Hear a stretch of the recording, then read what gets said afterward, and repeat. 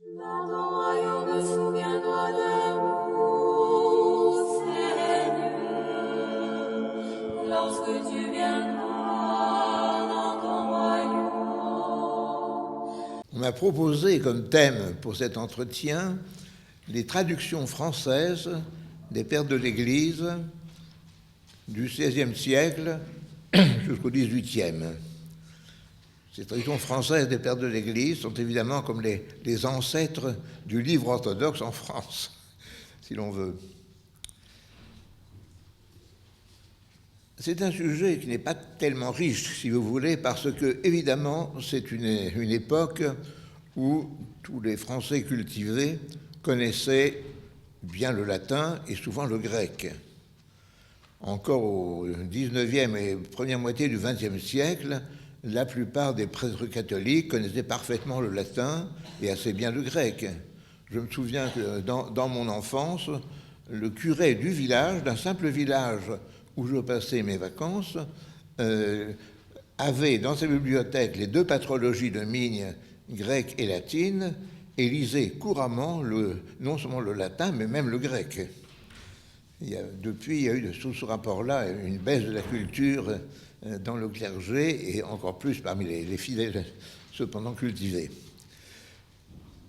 Il faut dire d'ailleurs que les traductions françaises n'étaient pas la préoccupation principale des auteurs ecclésiastiques à cette époque, justement parce que tout Français cultivé, surtout dans les membres du clergé, connaissait fort bien le latin et en général fort bien aussi le grec.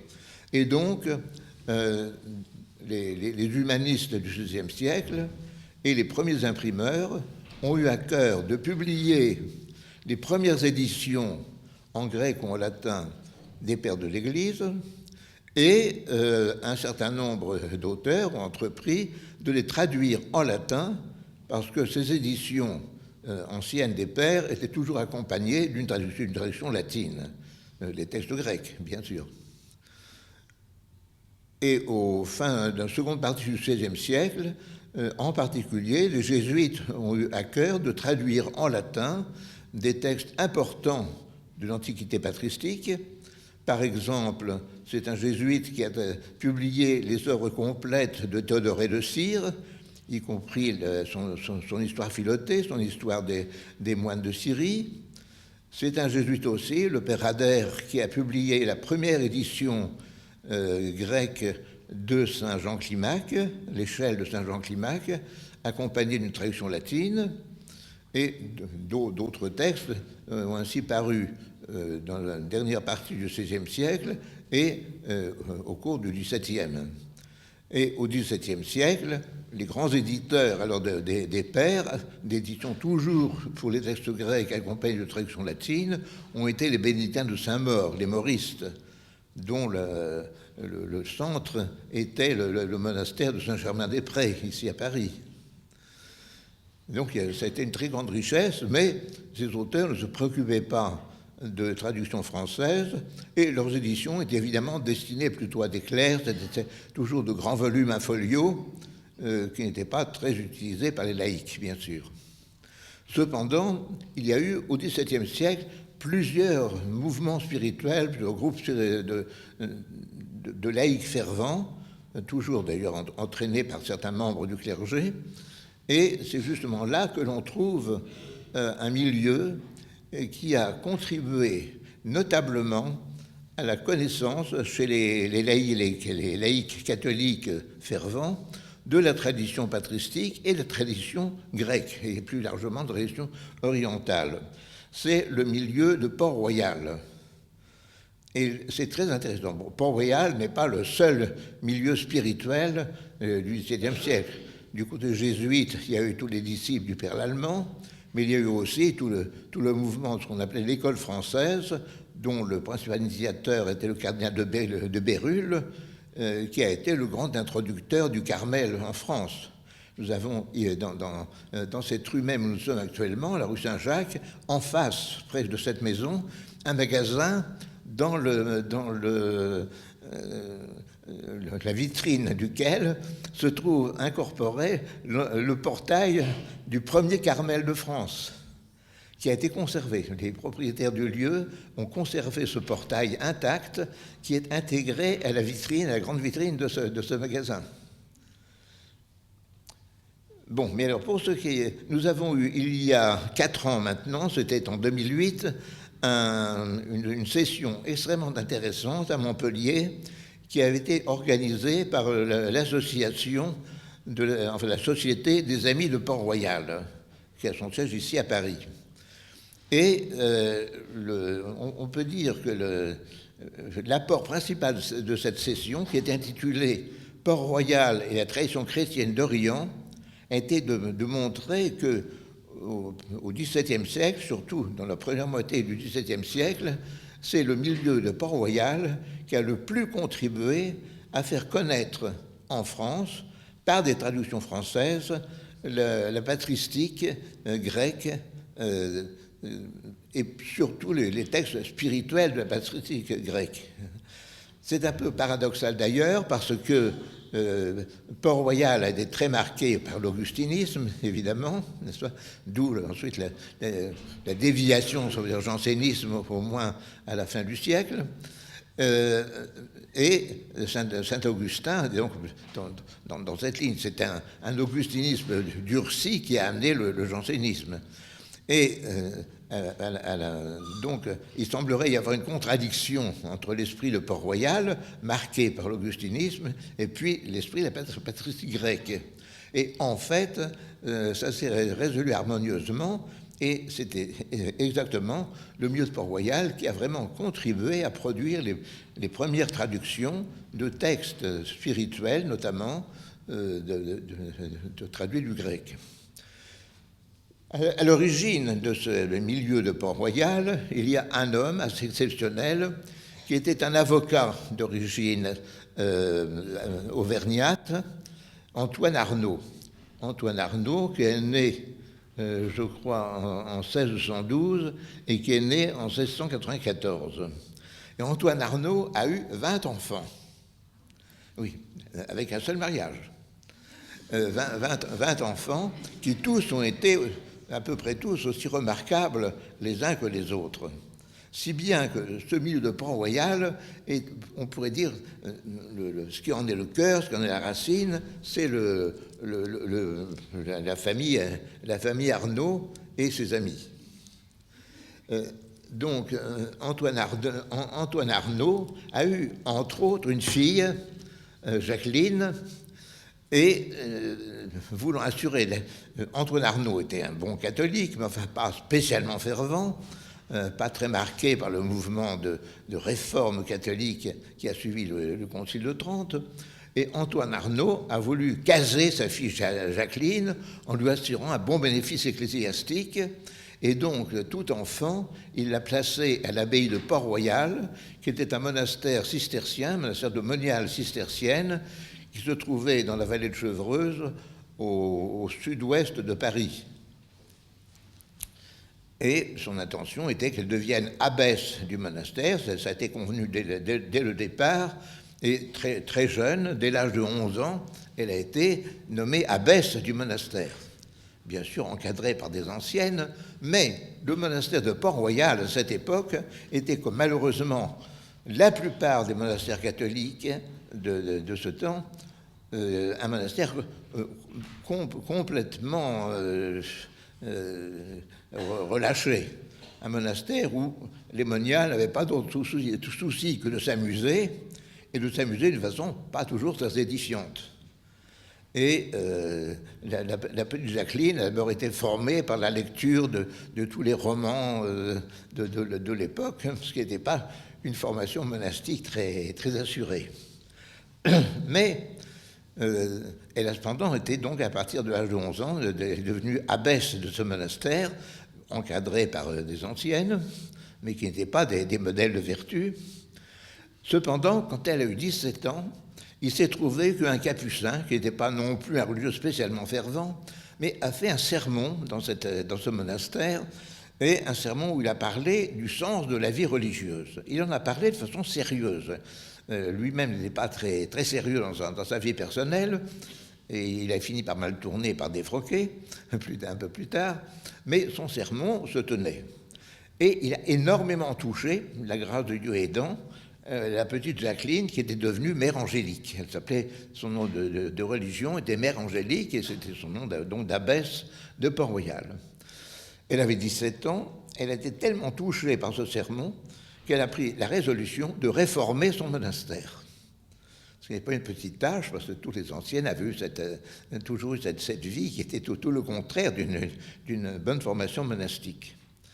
Et elle l'a fait avec tellement de ferveur, d'énergie, qu'elle y est arrivée.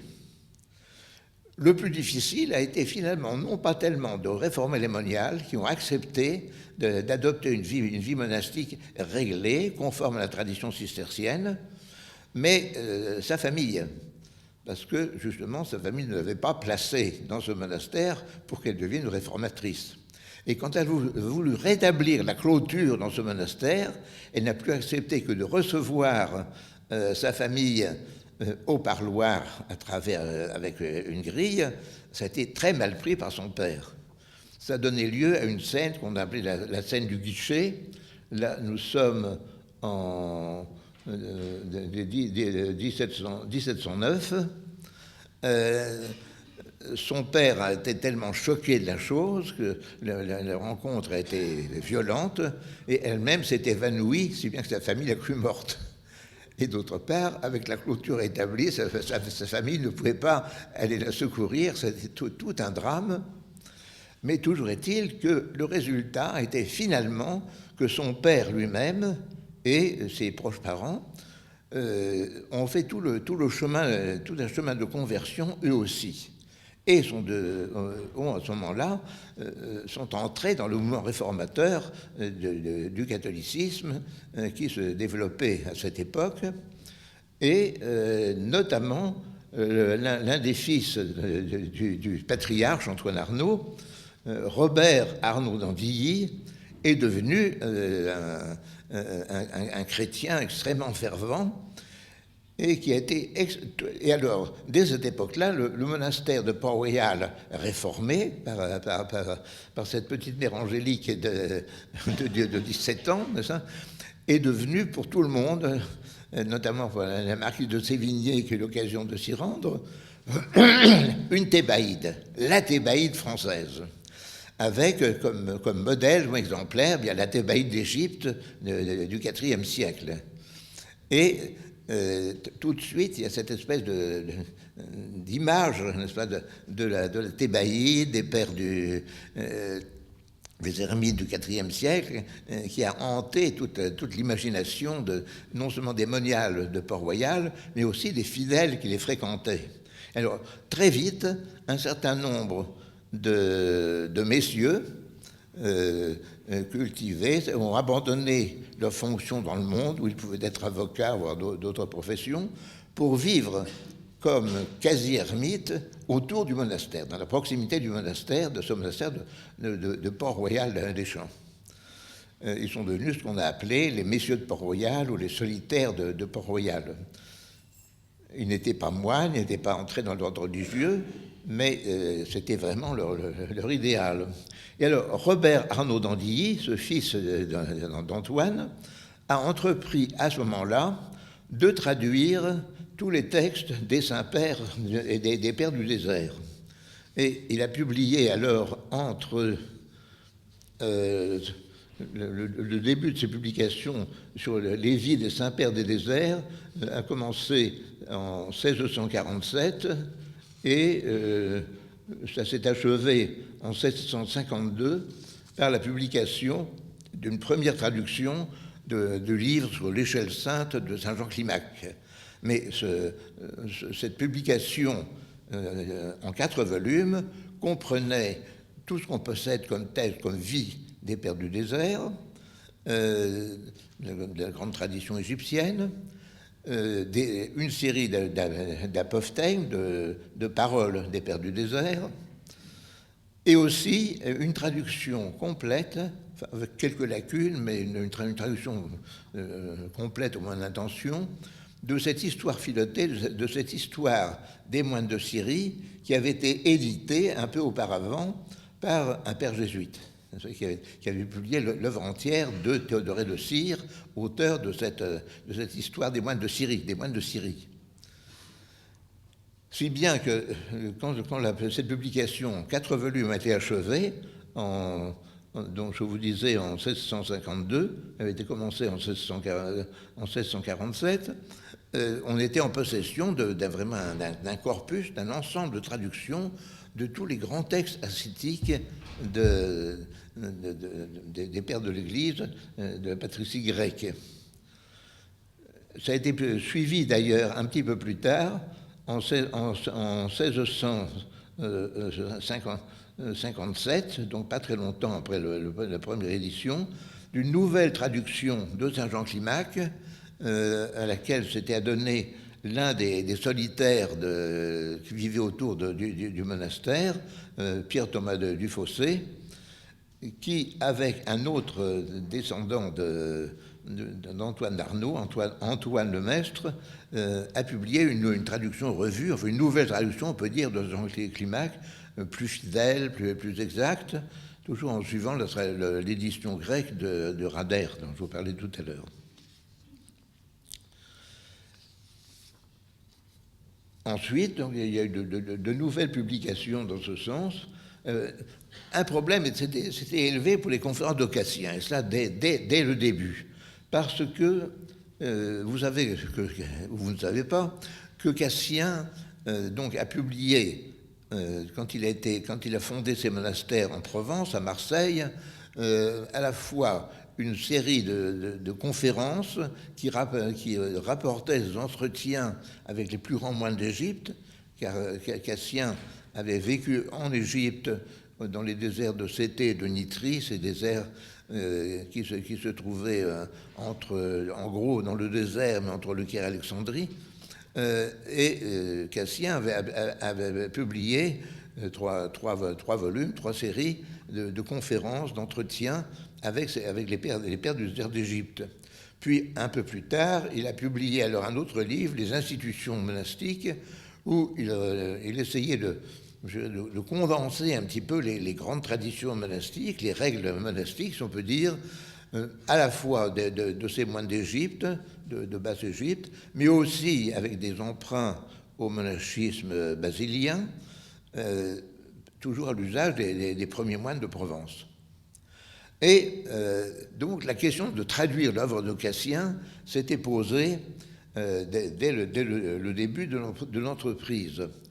Seulement, Robert Arnaud d'Andilly avait été arrêté par le fait que Cassien avait été très tôt critiqué pour ses positions sur la doctrine de la grâce, parce que, alors que Saint-Augustin avait donné un enseignement assez rigoriste sur la doctrine de la grâce, la prédestination, Cassien, qui avait été un moment diacre de Saint Jean Chrysostome en Égypte, pas en Égypte, à Constantinople, mais après son séjour en Égypte, Cassien avait les positions communes des pères grecs, notamment de Saint Jean Chrysostome, mais qui en Occident avaient été jugées semi-pélagiennes, c'est-à-dire faisant trop belle la part de la liberté humaine dans l'œuvre de la sanctification, ne niant pas du tout l'intervention de la grâce, mais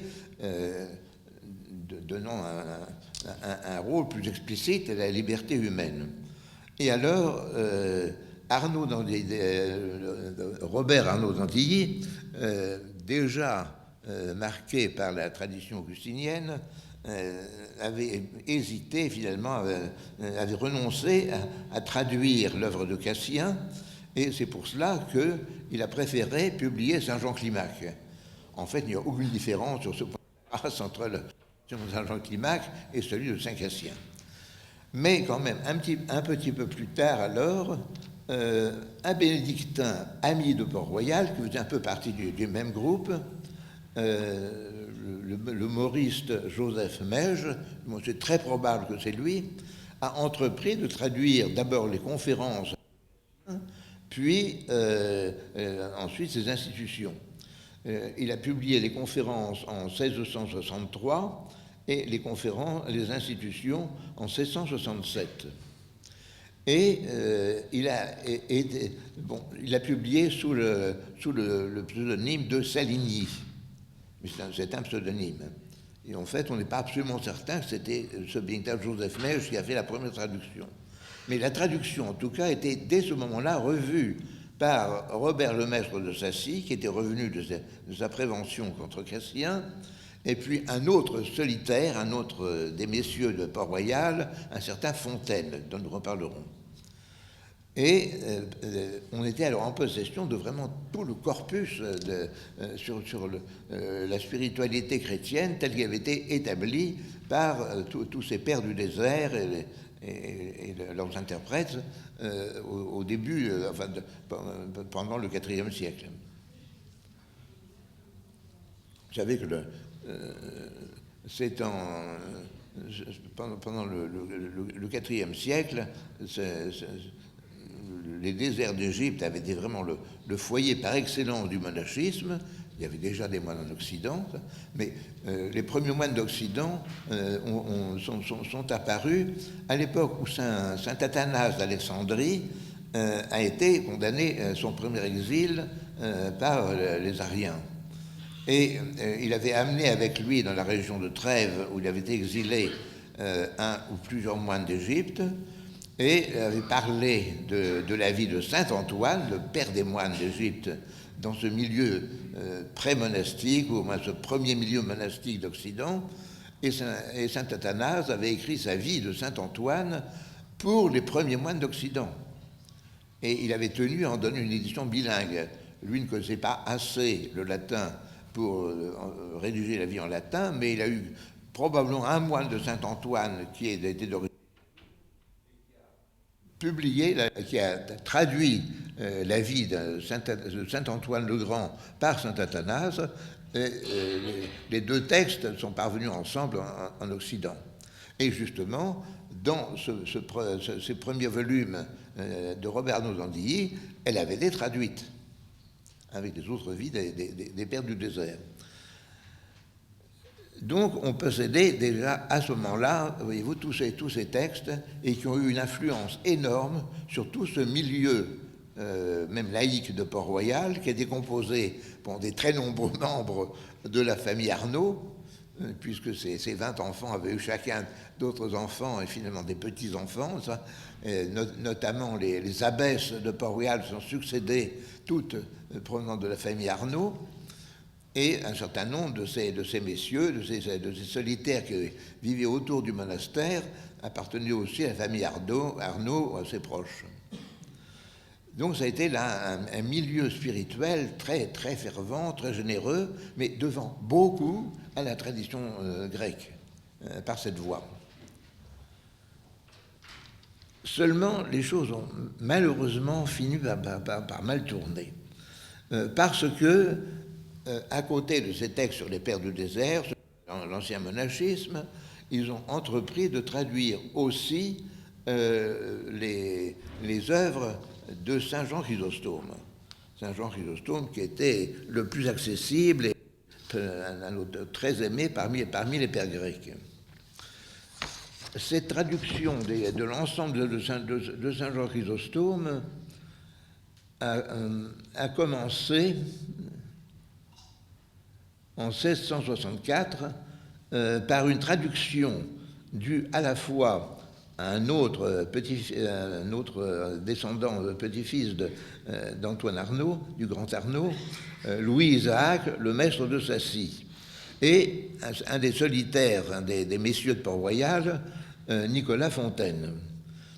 Et ils ont, en 1664-1665, alors publié les homélies ou sermons de saint Jean Chrysostome sur tout l'Évangile selon saint Matthieu, édition en 3 volumes, donc déjà considérable.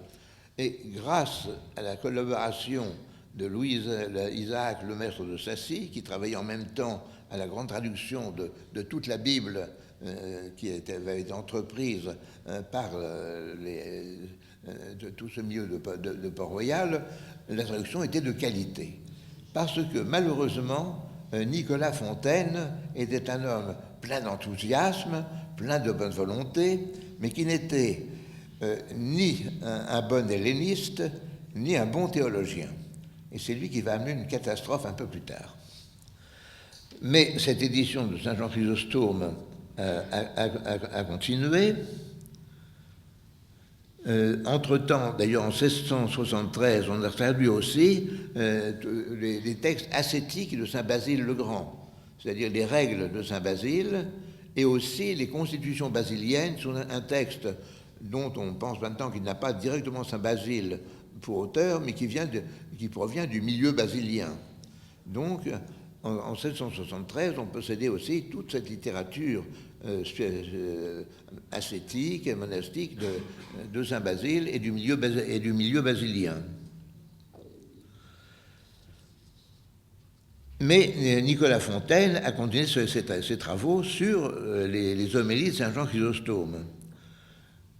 Et alors, en 1686, il a publié les homélies ou sermons de Saint Jean Chrysostome sous l'épître de Saint Paul aux Corinthiens.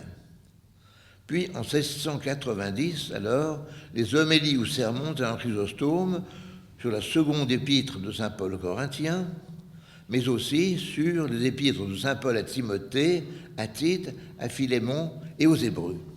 Et alors, c'est là qu'une catastrophe s'est produite, parce que, comme je vous le disais, il n'était pas théologien. Et il a commis une erreur de traduction, et un passage où Saint Jean Chrysostome disait qu'il y a dans le Christ deux natures, la nature divine et la nature humaine, il a traduit qu'il y avait dans le Christ deux personnes. Aïe!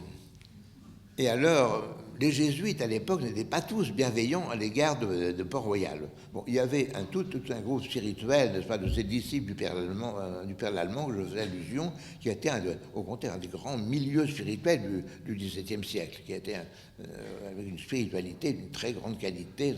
Mais il y avait quelques jésuites aussi qui avaient un esprit plutôt mondain, qui avaient davantage le souci de s'accommoder au monde, sous prétexte d'apostolat, mais d'un apostolat pas très bien conçu, et qui avait pris en grippe Port-Royal, qui voulait rétablir chez les fidèles la ferveur des premiers chrétiens, avec une austérité qui leur paraissait rébarbative. Et alors, ce jésuite a découvert cette erreur de traduction, juste une petite phrase où il a traduit qu'il y avait deux personnes dans le Christ, je veux dire qu'il y avait deux natures, une nature divine et humaine. Alors, aussitôt, il imaginait que tous les solitaires de Port-Royal et les moniales de Port-Royal, tout ce monde-là voulait rétablir le nestorianisme. Un nestorianisme mal compris, parce que la vraie doctrine de Nestorius n'est même pas qu'il y a deux personnes dans le Christ. C'est comme ça qu'on interprétait le nestorianisme. Et alors, ça a été tout un drame parce que ce groupe de jésuites partisans d'un christianisme affadi ont attaqué très très violemment Port-Royal et tout le milieu de Port-Royal, l'accusant de vouloir restaurer le nestorianisme en France. C'est une époque où les traductions de Nicolas Fontaine n'avaient pas pu être revues par d'autres solitaires de Port-Royal compétents, parce qu'entre-temps, Louis XIV était intervenu, avait emprisonné d'une manière ou d'une autre, chassé du monastère de Port-Royal les moniales, détruit donc Port-Royal des Champs et dispersé les solitaires de Port-Royal. Si bien que Nicolas Fontaine s'est trouvé sans soutien, sans aide pour réagir contre cette cabale, et ça a été une véritable catastrophe.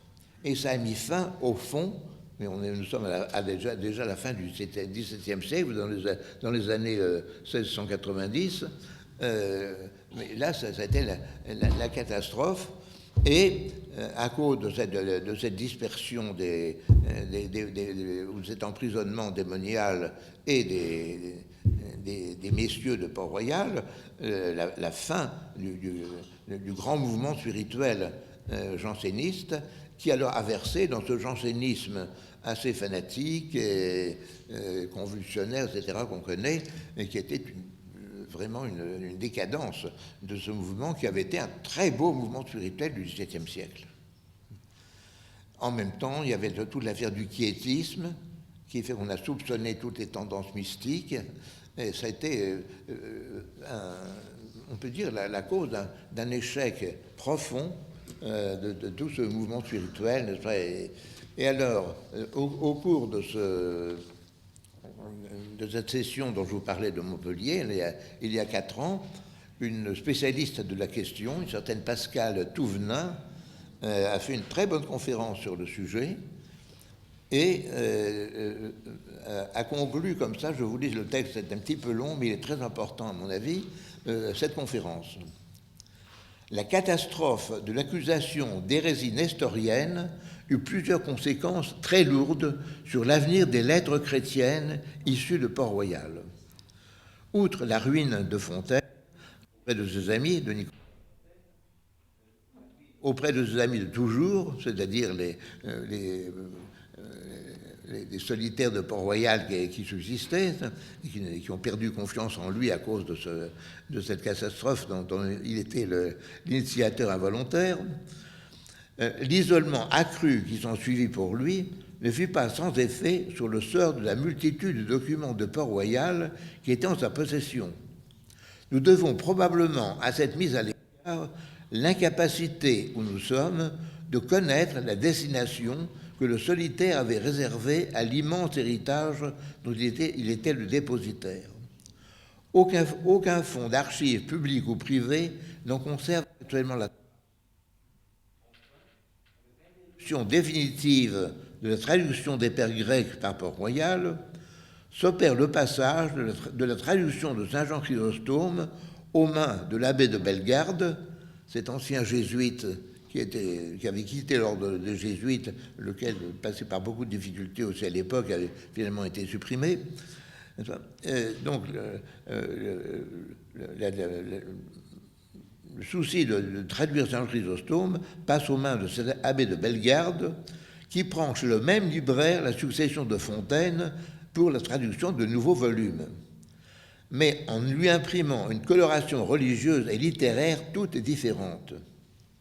Tout en s'étant éloigné de la compagnie de Jésus à laquelle il avait appartenu, Bellegarde avait réalisé des ouvrages en pleine concordance avec l'esprit jésuite de la dévotion aisée, qui n'était pas l'esprit de tous les jésuites, mais effectivement d'un groupe de jésuites, comme je vous le disais, qui présentait un christianisme affadi sous prétexte de faciliter la vie chrétienne pour les fidèles.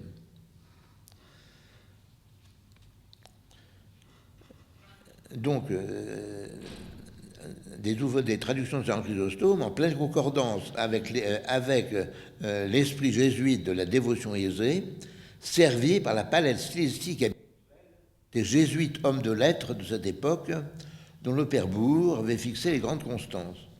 Affaiblissement de la vigueur spirituelle allant de pair avec l'adoucissement de la franchise, voire de la rudesse du style.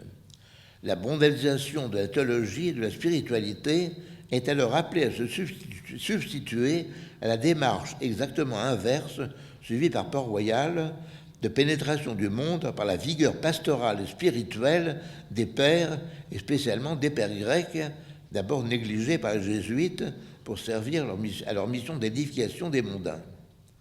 Port-Royal avait voulu rendre familière et désirable aux laïcs pieux la radicalité chrétienne des premiers siècles, des premiers chrétiens. Certains jésuites aussi, d'ailleurs, comme un certain Père Groux, par exemple, qui était un ancien jésuite qui avait dû quitter l'ordre des jésuites quand il avait été supprimé par l'autorité royale, mais dont l'enseignement était aussi très, très conforme à l'esprit de l'Église ancienne et des premiers chrétiens. Mais il y avait ce groupe-là de jésuites beaucoup moins sûr.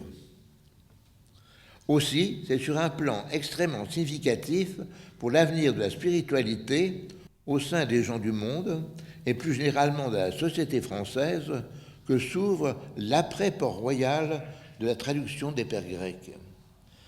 Parmi les causes des progrès de la laïcisation, appelée à caractériser tous les aspects de la vie sociale du siècle qui s'ouvrait alors, le XVIIIe siècle, on doit tenir compte de la place qu'a pu tenir dans la déchristianisation des élites mondaines et culturelles un certain déclin des sources chrétiennes grecques. Ceci est très important parce que c'est en effet certainement l'une des causes de cette laïcisation de la pensée, de cette sécularisation de toute la vie, qui commence avec les philosophes et les auteurs du XVIIIe siècle. L'affaiblissement de Port-Royal, dû finalement à l'intervention massive et trop lourde de Louis XIV, supprimant Port-Royal, faisant détruire Port-Royal des Champs, c'est ça qui a été certainement une des causes. Que sont devenus les pauvres moniales de Port-Royal, celles qui ont pu ensuite continuer leur vie monastique et ont voulu garder la vie cistercienne, étaient entrées dans un autre monastère cistercien qui, je crois, a été fondé au XIXe siècle, quand la vie monastique a pu reprendre le site après Napoléon, dans un monastère qui s'appelait Notre-Dame de Grâce, qui se trouvait, si je ne me trompe, dans l'est de la France, un peu dans la région de Besançon. Et c'est là que les dernières moniales de Port-Royal étaient entrées.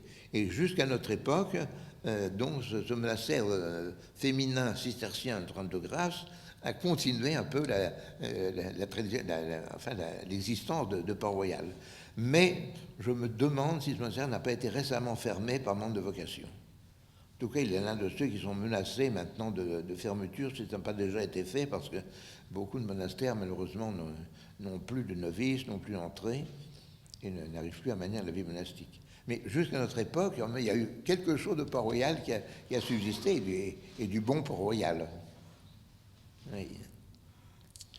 Alors, les moniales de Port-Royal qui avaient accepté de signer tous les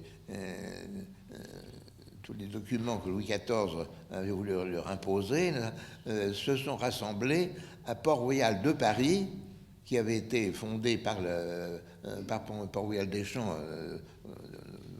au début, enfin dans la première moitié du XVIIe siècle, qui se trouve tout près d'ici, là où est maintenant la maternité de Port-Royal, de l'autre côté du boulevard, là où la rue Saint-Jacques devient la rue du faubourg Saint-Jacques.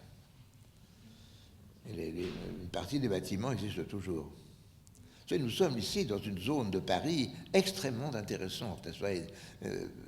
Je vous parlais du premier Carmel de France qui donc, était juste en face. L'abbaye de Notre-Dame, juste à côté là, du Val-de-Grâce, au XVIIe siècle, est une communauté bénédictine extrêmement fervente, dont plusieurs abbesses ont vécu et sont mortes en réputation de sainteté. Et il y a eu tout au long de la rue les différents couvents. Les premières Ursulines aussi avaient un couvent tout près d'ici. Nous sommes dans un lieu qui a été très sanctifié au XVIIe siècle. Et où il y a encore quelques traces comme ça, il faut les connaître, il ne faut pas les discerner, mais j'aime bien personnellement faire un pèlerinage quand je viens à Paris, comme ça, dans cette rue Saint-Jacques. C'est très, très, très vénérable. Donc voilà ce que je voulais vous dire, voyez-vous. Et donc au XVIIe siècle, en dehors de Port-Royal, on a surtout publié des grands infolios avec le texte grec pour les pères grecs, une traduction latine, ou également des infolios pour les textes des pères latins. Et la plupart du temps, leurs auteurs ont été ou des jésuites ou des bénédictins de Saint-Maur. C'est le monastère des Mauristes, ce sont les Mauristes qui sont devenus les grands spécialistes de l'édition des pères de l'Église, qui ont fait un admirable travail. Alors, ce travail des Mauristes a été repris au XIXe siècle par l'abbé Migne. L'abbé Migne était un prêtre français du XIXe siècle et qui a été très touché par la détresse d'un assez grand nombre de prêtres français, de prêtres catholiques qui avaient fauté, qui avaient quitté le ministère, qui avaient quelquefois apostasié, et puis qui s'étaient repentis, qui étaient revenus à l'Église, mais qu'on ne pouvait pas réintroduire dans le ministère quotidien auprès des fidèles. Donc il fallait leur trouver un moyen de subsister. Et l'abbé Migne a eu cette idée géniale de créer une imprimerie et une maison d'édition où travaillaient tous ces prêtres qu'il fallait aider à vivre, donc ils travaillaient moyennant salaire, et qui était, comme tous les prêtres de l'époque, avait une bonne culture grecque et latine, et il a entrepris de leur faire rééditer, réimprimer la plupart des éditions et traditions des pères grecs et latins publiés depuis la fin du XVIe siècle, au cours du XVIIe, XVIIIe siècle. Si bien que cela a donné 2 patrologies grecques et latines de Migne, qui représentent plus de, je ne sais pas, 350 volumes au moins, de patrologie conjointe, n'est-ce pas, pas très loin de 400 volumes. C'est une collection admirable. Et, comme je vous le disais, encore au début de ce siècle, je parle des années 30 et 40, il était assez courant que de simples prêtres du ministère, même des curés de village, avaient dans leur bibliothèque ces 2 patrologies, ou au moins la patrologie latine, mais souvent les 2 patrologies, lisaient couramment le grec et le latin. Il y avait une très bonne culture patristique. Mais il y a eu peu de choses, vraiment au XIXe siècle, comme traduction des pères. Il y a eu quelques collections, mais assez médiocres. Hein. Et le grand travail alors dédié de traduction et d'édition, de traduction des pères, avec le texte original en regard, c'est Sources chrétiennes. Et Sources chrétiennes, là, c'est un travail, c'est une œuvre vraiment extraordinaire. Donc, il a demandé un effort colossal aux éditions du Cerf, parce que ce ne sont pas des ouvrages qui ont une très grande diffusion, bien sûr, n'est-ce pas, mais grâce au travail conjoint des jésuites de Lyon, surtout à l'origine du père de Lubac, du père d'Agnelou et du père Mondésert, cette collection a réussi à mobiliser le concours d'un certain nombre d'universitaires, et à ce moment-là se sont créés dans plusieurs facultés de France des chaires de grec ou de latin post-classique, qui est une façon élégante de désigner le grec et le latin patristique. On y a eu des personnes tout à fait de qualité, comme quelques jeunes filles formées par le père Danielou, Mariette Canévet et d'autres, ça. Madame Arles également, qui est entrée dans cette voie. Et on a eu à ce moment-là un ensemble d'universitaires qui ont fait de très très bons travaux sur les pères de l'Église, et la collection Sources chrétiennes leur donnait un lieu où ils pouvaient publier leurs travaux. Évidemment, ça aurait été peut-être plus fécond encore du point de vue pastoral, patristique, si Sources chrétiennes avait pu simplement regrouper des collaborateurs en leur assignant à chacun un secteur, un auteur, une œuvre. Mais ça, ce n'était pas pensable. Et on est obligé de publier des éditions et traductions qui servaient souvent de thèse complémentaire, par exemple. Donc on n'avait pas le choix. Il fallait simplement choisir ce qui était vraiment de qualité, mais beaucoup d'œuvres qu'on aurait aimé voir traduites ne l'ont pas été. Par exemple, on est assez pauvre en texte de Saint Cyril d'Alexandrie. Une œuvre comme le commentaire sur Saint Jean de Saint Cyril d'Alexandrie, une traduction de l'ensemble de ce commentaire de Saint Jean aurait été extrêmement précieux. Personne ne l'a encore entrepris. Mais cela dit, Sources chrétiennes est quand même une véritable mine, n'est-ce pas, pour connaître les pères, aussi bien les pères grecs que les pères latins, et même certains pères de l'expression syriaque. Voilà, nous réjouissons de tout cela. Voilà.